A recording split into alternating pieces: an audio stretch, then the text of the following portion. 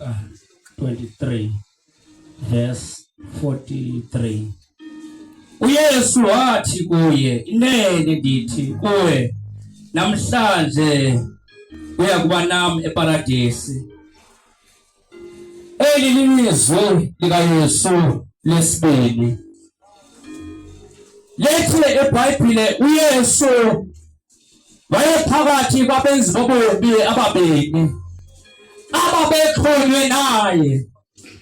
Lethe eBhayibhile omnye uthi uba unyana kaThixo zisindise usindise nathi. Omnye uthi amoyini na uThixo ngoba yena akenzanga nto kodwa thina sonile. Uthi bayethetha losibili uthi zindikhumbule.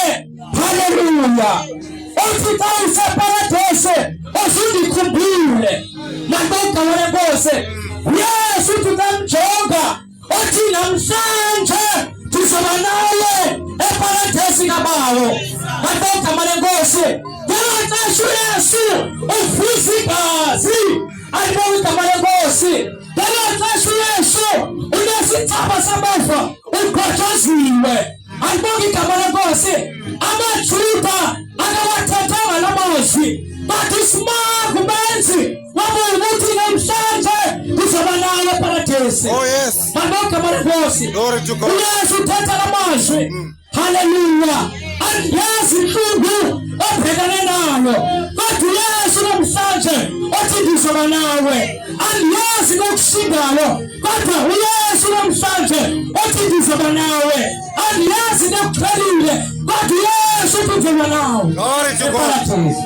Hallelujah. Madoda wenkosi yanti sifundisa ukuthi inhlungu zethu asijonga mnqamlezweni. Madoda wenkosi yanti sifundisa ukuthi inhlungu zethu masipase kuThixo. Uthi Yesu namhlanje hayi ngenye imini.